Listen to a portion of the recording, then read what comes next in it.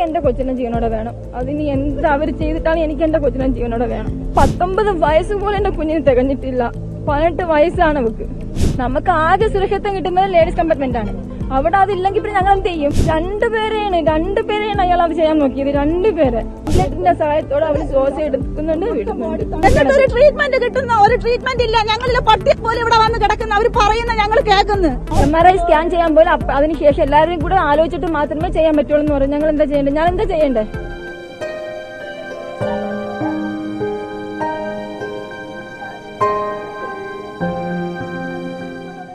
ഞങ്ങൾ ആരോട് പോയി 19 വയസ്സ് തികഞ്ഞിട്ടില്ല എന്റെ കുഞ്ഞിന്. ജീവിക്കാൻ പോലും കമ്പാർട്ട്മെന്റിൽ ഇരുന്ന് വന്ന കുട്ടിയാണ് ഇന്ന് ഈ അവസ്ഥയിൽ ഈ മെഡിക്കൽ കോളേജ് ആശുപത്രി കിടക്കുന്ന ട്രീറ്റ്മെന്റ് ഇല്ലാതെ. ഞങ്ങൾക്ക് ചോദിക്കാനും പറയാനും കാര്യമില്ല. രണ്ടുപേരെയാണ് അയാൾ അത് ചെയ്യാൻ നോക്കിയത്. രണ്ട് ജീവനാണ് അയാൾ അത്രയും ഇത് ചെയ്തത്. അതും ലേഡീസ് കമ്പാർട്ട്മെന്റ് കയറി ഒരു ആണൊരുത്തം ഇരുന്നിട്ട് അത് അന്വേഷിക്കാനോ തിരക്കാനോ ഒരു മനുഷ്യൻ അവിടെ ഇല്ലായിരുന്നു. നമുക്ക് ആകെ സുരക്ഷിതം കിട്ടുന്നത് ലേഡീസ് കമ്പാർട്ട്മെന്റ് ആണ്. അവിടെ അതില്ലെങ്കിൽ പിന്നെ ഞങ്ങൾ എന്ത് ചെയ്യും? ഏത് കമ്പാർട്ട്മെന്റിലായാലും ഒരു ഗേൾസിന്, അതായത് പെൺകുട്ടികൾക്ക് സുരക്ഷിതത്വം വേണോ വേണ്ടേ? എത്ര കേസായി ഇപ്പം ഈ റെയിൽവേയില്? ജനറലിൽ പോയതാണല്ലോ സൗമ്യ കേസ് ഒന്ന് ജനറൽ കമ്പാർട്ട്മെന്റിൽ പോയൊരു പെൺകുട്ടിയാണ്. ഒരു ട്രീറ്റ്മെന്റ് കിട്ടുന്ന ഒരു ട്രീറ്റ്മെന്റ് ഇല്ല. ഞങ്ങളിലെ പട്ടിയെ പോലെ ഇവിടെ വന്ന് കിടക്കുന്ന അവർ പറയുന്ന ഞങ്ങൾ കേൾക്കുന്നു. ഞങ്ങൾക്ക് വേണ്ടി ആരുണ്ട് ചോദിക്കാൻ? ഉച്ചയ്ക്ക് ശേഷം ബോർഡ് മീറ്റിംഗ് കൂടിയതിനു ശേഷം കുട്ടിയുടെ കാര്യത്തിൽ തീരുമാനം എടുക്കാന്നാണ് ഇന്നലെ പറ്റിയ സംഭവം. ഇവിടെ കൊണ്ടുവന്നതാണ് കുട്ടിയെ, ഇന്നലെ ഇവിടെ കൊണ്ടുവന്നതാണ്. ഇതുവരെ ട്രീറ്റ്മെന്റ് ചെയ്തിട്ടില്ല. ഇന്റേണൽ ബ്ലീഡിംഗ് ആണെന്ന് പറയുന്നവര്. അതൊന്നും ചെയ്യാൻ പറ്റത്തില്ല. എവിടെയോ വെച്ച് അതിന് സഡേഷൻ കൊടുത്ത് ഇവിടെ ഞങ്ങളടുത്ത് പറഞ്ഞു. ഞങ്ങൾക്ക് ഈ ഡോക്ടർമാരുടെ ഭാഷയൊന്നും ഞങ്ങൾക്ക് അറിയില്ല. ഞാൻ വന്ന് കാണുന്നത് ഇപ്പൊ എന്റെ കുട്ടീനെ ഞാൻ ഇപ്പോഴേ വന്ന് കാണുന്നത്. ഞാൻ ഇവിടെ ഇല്ലായിരുന്നു. ഞാൻ വന്ന് കാണുന്നത് ഈ ഒരു അവസ്ഥയാണ്. അത് ഡോക്ടർ പറഞ്ഞെന്ന് വെച്ചാല് 1 മണിക്ക് ബോർഡ് മീറ്റിംഗ് കൂടിയിട്ട് എന്താന്ന് വെച്ചാൽ ചെയ്യാം.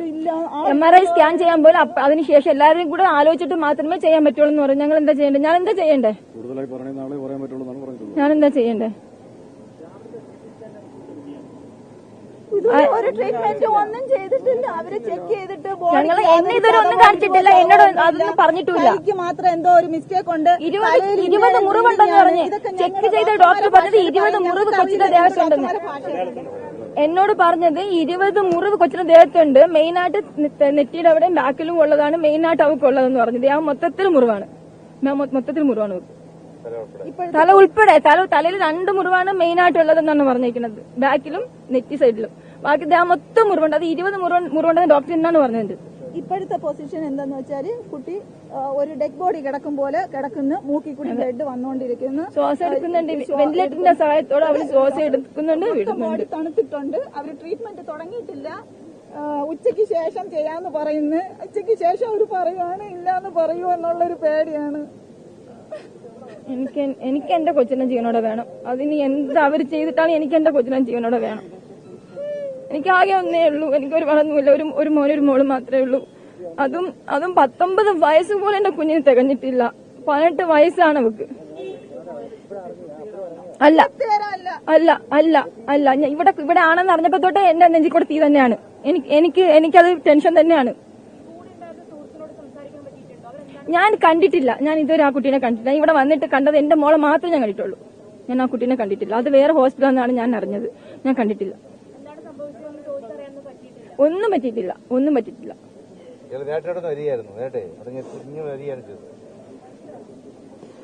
ഞങ്ങള് പഞ്ചായത്തിന്റെ പ്രസിഡന്റാണ്. എനിക്ക് ഒരു കാര്യം പറയാനുണ്ട്. വളരെ പാവപ്പെട്ട കുടുംബമാണ്. ഗ്രാമപഞ്ചായത്തിന്റെ ലൈഫ് ഭവന പദ്ധതിയിൽ ഒരു വീടാണ് അവർക്ക് കിട്ടിയിട്ടുള്ളത്. ഈ വളരെ ബുദ്ധിമുട്ടുള്ള 3 പെൺമക്കളുള്ള ഒരു കുടുംബം. അതിൽ നിന്നൊരു കുട്ടിയാണ് ഈ പ്രിയ ബാംഗ്ലൂരിൽ പോയിട്ടാണ് ഈ കുഞ്ഞുങ്ങളെ വളർത്തിയത്. അതിൽ ഒരു മകനുള്ളത് ബാംഗ്ലൂരിൽ തന്നെ ജോലി ചെയ്യാണ്. മോളാണ് ഈ എറണാകുളത്ത് ഹസ്ബൻഡിന്റെ വീട്ടിലാണ്. അവിടെ നിന്നാണ് ഇങ്ങോട്ട് വന്നിട്ടുള്ളതെന്ന് അറിയുന്നു. പക്ഷെ നമ്മുടെ ജനപ്രതിനിധികളെന്ന നിലയിൽ ഞങ്ങൾക്ക് വളരെ ദുഃഖമുണ്ട്. ഒരു സ്ത്രീക്ക് സുരക്ഷിതത്വം ഇല്ലേ റെയിൽവേയിൽ എന്നാണ് ഞാൻ ചോദിക്കുന്നത്. പല സംഭവങ്ങൾ ഉണ്ടായിട്ടും അതിനൊരു പരിഹാരം കാണാൻ ഗവൺമെന്റ് ഇടപെട്ടേ പറ്റൂ. അടിയന്തരമായി ഇടപെടണം. ഇവര് വളരെ പുവർ ഫാമിലിയാണ്. അവരെ സംബന്ധിച്ച് ചികിത്സയ്ക്ക് വേണ്ടുന്ന ഫണ്ടും മറ്റു കാര്യങ്ങളും അവരുടെ കയ്യിലില്ല. അടിയന്തര ചികിത്സ ആ കുട്ടി വന്നുടനെ ചിത്രയിലേക്ക് വിടണം എന്നാണ് പറയുന്നത്. ഇവിടെ എന്തെങ്കിലും ബുദ്ധിമുട്ടുണ്ടെങ്കിൽ അത് ഉടനെ അറിയിച്ചുകൊണ്ട് അവർക്ക് വിദഗ്ധമായ ചികിത്സ ജനപ്രതിനിധികൾ ഞാൻ പഞ്ചായത്ത് പ്രസിഡന്റാണ്, വൈസ് പ്രസിഡന്റ്, മെമ്പറുണ്ട്, മുൻ മെമ്പറൊക്കെ ഉണ്ട്. ഞങ്ങൾ നമ്മുടെ പഞ്ചായത്തിലുള്ള ഇത്തരം ഒരു സംഭവം ആദ്യത്തെ സംഭവമാണ്. ഇതിനകത്ത് വളരെ ഗൌരവമായി കണ്ടേ പറ്റൂ എന്നാണ് എനിക്ക് മാധ്യമങ്ങളോടും ഇവിടുത്തെ ഗവൺമെന്റിനോടും ഈ പോലീസ് സേനയോടും പറയാനുള്ളത്. ഡോക്ടർമാരും അതെ, ഞങ്ങൾ വന്ന് ചോദിക്കുമ്പോൾ പറയുന്നത് നാളെ രാവിലെ മാത്രമേ ഇതിനെക്കുറിച്ചുള്ള ഒരു വിദഗ്ധമായ അഭിപ്രായം പറയാൻ കഴിയൂ എന്ന് പറയുമ്പോൾ ഞങ്ങൾക്ക് മറ്റ് ഡോക്യുമെന്റ്സ് ഒന്നും തന്നെ ഞങ്ങളെ കാണിച്ചിട്ടുമില്ല. ആ സാഹചര്യത്തിൽ അടിയന്തരമായി സർക്കാർ ഇതിനകത്ത് ഇടപെട്ടേ പറ്റൂ. ഇതുപോലുള്ള ഒത്തിരി പെൺകുട്ടികൾക്ക് ഇന്നത്തെ ഈ ആധുനിക കാലഘട്ടത്തിൽ പെൺകുട്ടികൾക്ക് സ്വതന്ത്രമായി യാത്ര ചെയ്യാൻ നിവൃത്തിയില്ലാതെ വരുന്നത് ചോദ്യം ചെയ്യപ്പെടേണ്ടതാണ്. അതിന് പരിഹാരം ഉണ്ടായേ മതിയാവൂ എന്നാണ് എനിക്ക് ഈ അവസരത്തിൽ പറയാനുള്ളത്.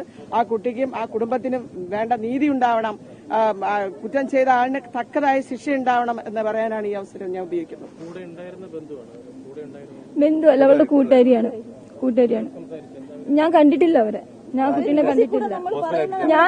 ഞാൻ ഈ എന്റെ കുട്ടീനെയാണ് ചവിട്ടി ഇട്ടെന്നത് ഞാൻ കാണുന്നത് ഇൻസ്റ്റാഗ്രാം വീഡിയോ നൈറ്റ് ഇന്നലെ 11 മണിക്ക് 11:30 ഞാൻ ഫോൺ എടുത്ത് വെച്ച് വെറുതെ നോക്കുമ്പോ വേറൊന്നുമില്ല, ജസ്റ്റ് വീഡിയോ ഇങ്ങനെ ട്രെയിനിൽ വർക്കല വെച്ച് ട്രെയിനിൽ കൂടെ പോകുന്നു, ചവിട്ടി ഇട്ടു എന്ന് പറഞ്ഞൊരു ന്യൂസ്, ചെറിയൊരു ന്യൂസ് കാണുമ്പോൾ ഞാൻ അതിനെ സ്കിപ്പ് ചെയ്യാണ്. അപ്പോഴാണ് എന്റെ മോൻ വിളിച്ചു പറയുന്നത്, അമ്മ സോനയാണ് ട്രെയിനിൽ പോയപ്പോ വർക്കലിന് ചവിട്ടി ഇട്ടു, അത് എന്റെ മോളെയാണ് കാണുന്നത്. അപ്പോഴാണ് ഞാൻ അറിയുന്നത്. അന്ന് ഞാൻ അറിയുന്നില്ല. ഞാൻ എന്നിട്ടാണ് ഞാൻ ഇവിടെ വരുന്നത്. ആ കൂടെ ഉണ്ടായിരുന്ന കുട്ടീനെ ഞാൻ കണ്ടു. ഈ നിമിഷം ഞാൻ അതിനെ കണ്ടിട്ടില്ല. അമ്മേന്റെ അടുത്ത് പറഞ്ഞിട്ടുണ്ടായിരുന്നു. അമ്മയാണ് എന്റെ വീട്ടിലുള്ളത്, ഞാനില്ല അവിടെ. അമ്മേന്റെ അടുത്താണ് പറഞ്ഞിട്ടാണ് വന്നത്. അവള് ഒരാഴ്ച മുമ്പ് വന്നിട്ടാണ് പോയത്. വരുമായിരുന്നു, പോയിട്ട് വരാം, കുഞ്ഞമ്മയുടെ വീട്ടിൽ പോയിട്ട് വരാമെന്ന് പറഞ്ഞു തന്നെ പോയത്. പക്ഷെ ഇന്നലെ അവിടെ നിന്ന് കയറി വന്നോണ്ടിരിക്കുമ്പോഴാണ് 2 ദിവസം മുമ്പ് വന്നിട്ട് എന്റെ അടുത്ത് പറഞ്ഞിട്ടാ വന്നത്. എന്റെ വീട്ടിൽ നിന്നാ വന്നത്. അവള് ബാംഗ്ലൂരിൽ നിന്ന് വന്നിട്ട് അവള് എന്റെ അടുത്ത് നിന്ന് നേരെ എറണാകുളം പോയിട്ട് എറണാകുളത്ത് നേരെ അവള് അമ്മേന്റെ അടുത്താ വന്നത്. അതെ, ഇന്നലെ തിരിച്ച് അവൾ എറണാകുളത്ത് പോയിട്ടാ വന്നത്. വരാറുണ്ട്. ആ ട്രെയിനിൽ വരാറുണ്ട്. പിന്നെ അവൾ അല്ലാതെ ബസ്സിലോ അങ്ങനെ വരുന്നേ. ഇല്ല, അവളെ ഹസ്ബൻഡിന്റെ വീട് എവിടെയാ. അവള് ഫാഷൻ ഡിസൈനിങ് പഠിച്ച് കഴിഞ്ഞിട്ട് നിൽക്കുകയാണ്. ഞാൻ പിന്നെ അതിന് കല്യാണം കഴിച്ചു വിട്ടത്. അത് എറണാകുളത്താണ് വിട്ടത്. എനിക്ക് എങ്ങനെ പറയണമെന്ന്, ഏത് രീതിക്ക് പറയണമെന്ന് അറിയില്ല. എനിക്ക് എന്റെ കൊച്ചിന് വെറ്റ ചികിത്സ കിട്ടണം.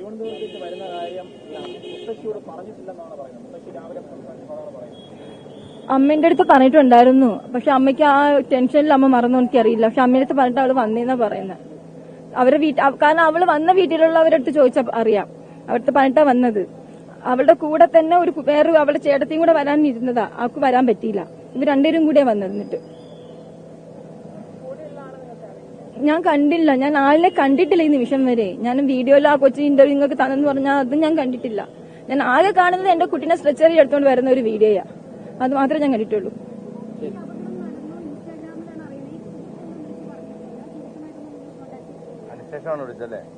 ഈ സംഭവം നടന്നതിന് ശേഷം എന്റെ ഫോൺ എന്ന് പറയുന്നത് 9:30 മണിയാകുമ്പോഴത്തേക്കും ഇത് നോർമലി സൈലന്റ് ആവുന്നതാണ്. ഞാൻ അറിയത്തില്ല. അപ്പൊ ഞാനൊരു കല്യാണത്തിന്റെ ഒരു ഫംഗ്ഷനിൽ നിൽക്കുന്ന സമയമാണ്. ഞാൻ ഇതെല്ലാം കഴിഞ്ഞിട്ട് വന്ന് ജസ്റ്റ് ഫോൺ എടുത്ത് വെച്ച് നോക്കുമ്പോൾ എനിക്ക് കോള് വരുന്നുണ്ട്. ഞാൻ ജസ്റ്റ് വീഡിയോ നോക്കുന്നുണ്ട്. വീഡിയോ നോക്കി ആ വീഡിയോ കാണുന്ന സമയത്താണ് എന്റെ മോൻ എന്നെ വിളിക്കുന്നത്, അമ്മ ഇങ്ങനെ ഒരു വിഷയം ഉണ്ടെന്ന്. അതിനു മുമ്പ് എനിക്ക് കോളുകൾ വന്നിട്ടുണ്ട്. പക്ഷെ എന്റെ ഫോൺ സൈലന്റ് ആയിരിക്കും, എനിക്ക് ബെല്ലൊന്നും കേൾക്കില്ല. ഞാൻ വന്ന് നോക്കിയാൽ മാത്രമേ എനിക്ക് അറിയാൻ പറ്റുള്ളൂ. ഇല്ല, പുള്ളിക്ക് സുഖമില്ലാതെ വേറെ ഹോസ്പിറ്റലാണ്, ആയുർവേദ ഹോസ്പിറ്റലിൽ കിടക്കുകയാണ്. അതെ,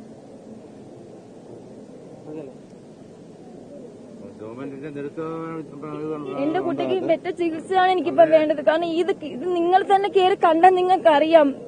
ഞാനൊരു അമ്മയാണ്. ഞാൻ ചെന്ന് കാണുമ്പോ സത്യം ദൈവത്താണ് ഞാൻ പറയാണ്, എന്റെ കുട്ടി ഒരു പാതി കണ്ണടച്ച് തണുത്തൊരു ഐസ് പോലെ അവിടെ കിടപ്പുണ്ട്. വെന്റിലേറ്റർ കൂടെ ശ്വാസം എടുക്കുന്നുണ്ട്, വിടുന്നുണ്ട്. ഞാൻ അത്ര കഷ്ടപ്പെട്ടായിട്ട്, ഒരു മനുഷ്യന്റെ സഹായം ഇല്ലാതെ ഞാൻ അത്ര കഷ്ടപ്പെട്ട് വളർത്തിയതാ.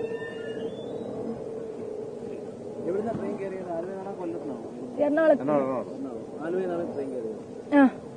കേറിയിട്ടാണ് ഒറ്റോണ്ടത്തേക്ക് വന്നത്. ഈ ട്രെയിനിൽ ഒരുപാട് അപകടമായിട്ടുണ്ട് കേട്ടോ. അത് ബാംഗ്ലൂർക്ക് പോണ സമയത്ത് ബാംഗ്ലൂർ ട്രെയിനിൽ എന്തായാലും ലേഡീസ് കമ്പാർട്ട്മെന്റ് ഉണ്ട്. പക്ഷെ ഞാൻ അതിനകത്തല്ല കയറിയത്.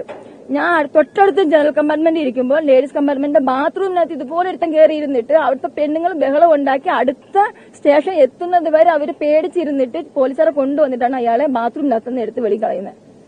അത്രയ്ക്കേ ഉള്ളൂ. കാരണം ഞങ്ങൾക്ക് ചില ട്രെയിനുകൾ നമുക്ക് ട്രിവാൻഡ്രത്ത് നിന്ന് എടുക്കുന്നതുണ്ട്. നമ്മൾ എവിടെയാണ് നിൽക്കുന്നത് അവിടെ നിന്ന് എടുക്കുന്ന ട്രെയിനുകളുണ്ട്. അതിനകത്ത് കയറിയിരിക്കുന്ന ഒരാളിനെ ഒരു മനുഷ്യനും കണ്ടില്ല എന്ന് പറഞ്ഞാൽ എങ്ങനെ? നമ്മൾ പിന്നെ ഇപ്പൊ ലേഡീസ് കമ്പാർട്ട്മെന്റിൽ നമുക്കൊരു സുരക്ഷിതത്തില്ല. ഇപ്പൊ നമുക്ക് എവിടെ കിട്ടുക? ജനറലും കിട്ടത്തില്ല. അത് എത്രയോ സംഭവം നിങ്ങൾക്ക് തന്നെ അറിയാം, എത്രയോ സംഭവങ്ങളുണ്ട്. പിന്നെ എന്റെ മോളെ സംബന്ധിച്ച് അവള് ഒരു തെറ്റ് അവൾക്ക് ഇഷ്ടപ്പെടാത്ത രീതിക്ക് കണ്ടുകഴിഞ്ഞാൽ അവള് സംസാരിക്കുന്ന കുട്ടിയാ, അവൾ പ്രതികരിക്കുന്ന ഒരു കുട്ടിയാ. അയാൾ കാണിച്ച തോന്നിയതിനാണ് അവള് ചോദിച്ചത്, അല്ലെങ്കിൽ അവള് പ്രതികരിച്ചത്. അതിനാണ് അവൾക്ക് ആ ഇത് കിട്ടിയത്. ഇത് ഇപ്പൊ എന്റെ കുട്ടിയല്ല, നാളെ വേറെ കുട്ടിയാണെങ്കിൽ ഇതാണ് അവസ്ഥയെങ്കിൽ എന്തായിരിക്കും? നമ്മളിപ്പോ ഒരുത്തം വന്ന് നമ്മൾക്ക് കുടിച്ചിട്ട് വന്ന, അല്ലെങ്കിൽ വന്ന് ചോണ്ടേ നുള്ളേ പിച്ച ട്രെയിനില് മിക്ക ട്രെയിനിൽ നടക്കുന്ന സംഭവമാണ് അത്. കാരണം ഞാൻ സ്ഥിരം ട്രെയിനിൽ പോകുന്ന ഒരു വ്യക്തിയാണ്. ജനറൽ കമ്പാർട്ട്മെന്റ് കയറി കഴിഞ്ഞാൽ നമുക്ക് അങ്ങനത്തെ അനുഭവങ്ങൾ ഇഷ്ടം പോലെയുണ്ട്. ഒരു സുരക്ഷിതത്വം നമുക്ക് ട്രെയിനകത്ത് ഇല്ല. അത് സത്യമായ കാര്യമാണ്. നമ്മളെ സംരക്ഷണം നമ്മൾ തന്നെയാണ് ഏറ്റെടുക്കേണ്ടത്. വേറെ ഇപ്പൊ എയർ പോലീസ് ഉണ്ടെന്ന് പറഞ്ഞു, അല്ലെങ്കിൽ അതിന്റെ ആൾക്കാരുണ്ടെന്ന് നമുക്കൊന്നും കിട്ടത്തില്ല, ഒന്നും ഉണ്ടാകത്തില്ല. അത് കഴിഞ്ഞിട്ട് നമുക്ക് ആകെ ഉള്ളൊരു സമാധാനം എന്ന് പറയുന്നത് ഏതെങ്കിലും നല്ല ചില മനുഷ്യർ ആ ട്രെയിനകത്തുണ്ടെങ്കിൽ അവരുടെ ഭാഗത്ത് നമുക്ക് നല്ലൊരു പ്രതികരണം ഉണ്ടാവും. അല്ലാതെ കുടിച്ചുകൊണ്ട് എത്രയോ പേരാണ് അതിനകത്ത് കയറി വിഷയം ഉണ്ടാക്കുന്നത്, ഒരു മനുഷ്യനും ചോദിക്കത്തില്ല. നമ്മളത് കണ്ട് സഹിച്ച് ഇപ്പം നമ്മൾ എന്ത് ബുദ്ധിമുട്ട് നടത്തിയാലും നമ്മൾ സഹിച്ചവിടെ ഇരുന്നു. അതാണ് ഞാന് നല്ല എന്റെ മോക്ക് 3 വയസ്സുള്ള 4 വയസ്സ് 2 പഠിക്കുമ്പോൾ ഞങ്ങൾ പിണങ്ങിയതാ. പിന്നെ അയാളുടെ യാതൊരു ബന്ധമില്ല. ആ അത്രയും പ്രായത്തിൽ നിന്ന് ഞാൻ കഷ്ടപ്പെട്ട്, ഞാൻ അന്യനാട്ടിൽ പോയി വന്ന് കഷ്ടപ്പെട്ടാണ് ഞാൻ ഈ 2 മക്കളെ വളർത്തിക്കൊണ്ടുവന്നത്. പക്ഷെ ഇപ്പൊ എനിക്ക് എന്റെ കുട്ടി കിട്ടോ ഇല്ലെന്ന് എനിക്ക് അറിയില്ല. എന്റെ കുട്ടി എനിക്ക് ഇവിടുന്ന് മെഡിക്കൽ കോളേജിൽ നിന്ന് എനിക്ക് ജീവനോടെ കൊണ്ടുപോകാൻ പറ്റുമെന്ന് എനിക്കറിയില്ല. അതാണ് എന്റെ ഇപ്പോഴത്തെ അവസ്ഥ.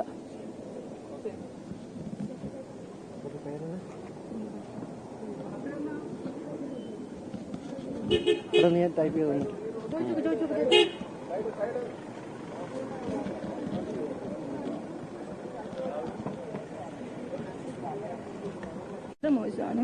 ഞാൻ കയറി കണ്ടിട്ട് എന്റെ നെഞ്ച് പൊട്ടിയാണ് ഞാൻ ഇറങ്ങി വന്നത്. കാരണം അവള് ജീവനോടെ ആണോ അതോ ഇല്ലയോ എന്നുള്ള അവസ്ഥയിലല്ല.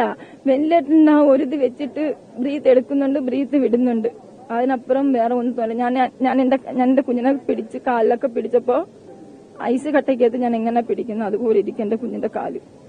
ഇതുവരെ നല്ലൊരു ട്രീറ്റ്മെന്റ് അവർക്ക് കിട്ടിയിട്ട് എനിക്ക് തോന്നുന്നില്ല.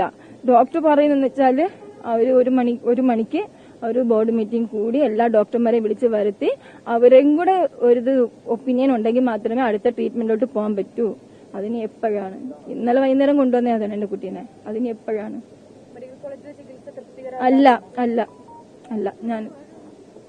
എനിക്ക് എന്റെ കുട്ടിക്ക് ബെറ്റർ ആയിട്ടൊരു ചികിത്സ വേണം. അത് ഗവൺമെന്റിന്റെ ഭാഗത്തുനിന്ന് എന്താണോ ചെയ്യാൻ പറ്റുന്നത് എനിക്ക് അത് ചെയ്ത് തന്നേ പറ്റൂ. കാരണം എനിക്ക് വേറെ ഒരു നിവൃത്തിയില്ല.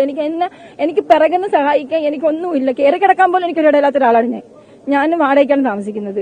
എനിക്ക് ഒരു മനുഷ്യനുമില്ല. ഞാനും എന്റെ അമ്മയും 2 മക്കളും. ഇതാണ് എന്റെ കുടുംബം. അതിൽ ഞാൻ കഷ്ടപ്പെട്ട് കൊണ്ടുവരുന്നതാണ്. എന്റെ അമ്മയ്ക്കാരും ഞാനായാലും എന്റെ മക്കൾക്കാരും ഞാൻ കൊടുത്ത് അവരെ ഈ ഒരു പരുവത്തിൽ ഞാൻ എത്തിച്ച് നിർത്തിയിരിക്കുന്നത്. ഞാൻ എന്ത് ചെയ്യണം എനിക്കറിയില്ല. അവള് വന്നത് അമ്മാമ്മന്റെ വീട്ടിലാണ്. അതായത് എന്റെ വീട്ടില് പാലോട് വന്നത്, എറണാകുളത്ത് നിന്ന്. ഒരു റിപ്പോർട്ട് കണ്ടിട്ടില്ല. കൊണ്ടുവന്നല്ലേ പറഞ്ഞിട്ടില്ല. പറഞ്ഞാലേ എന്തായാലും ചെയ്യാൻ പറ്റുള്ളൂ. ഇവിടുന്ന് മാറ്റണമെന്നോ നമുക്കറിയില്ല. കാര്യം അവിടെ മെഡിക്കൽ റിപ്പോർട്ട് ഇപ്പൊ ഞങ്ങൾ ഇപ്പൊ മാറ്റണമെന്ന് പറഞ്ഞാലും അവരെന്താണ് ഇനി പ്രതികരിക്കണെന്നും അറിയില്ല. ഇനി എന്താണ് ചികിത്സ കൊടുക്കുന്നു, അതോ ഇനി എന്താണ് പറയുന്നത് എനിക്ക് കൃത്യമായിട്ട് ഒന്നും അറിയില്ല. ഒന്നും പറയുന്നില്ല. ഞാൻ ഒരു റിപ്പോർട്ടും കണ്ടിട്ടില്ല, എനിക്ക് ആരും കാണിച്ചിട്ടുമില്ല. ഇപ്പോ എങ്ങനെയാണോ കിടക്കുന്നത് ആ ലെവലിൽ തന്നെ. ഞാൻ ഇന്നലെ ഇവിടെ ഉള്ളവർ പറഞ്ഞത് വെന്റിലേറ്ററിൽ കിടക്കുകയാണ് എന്ന് പറഞ്ഞു. അതേ ലെവലിൽ തന്നെയാണ് ഇപ്പം കിടക്കുന്നത്.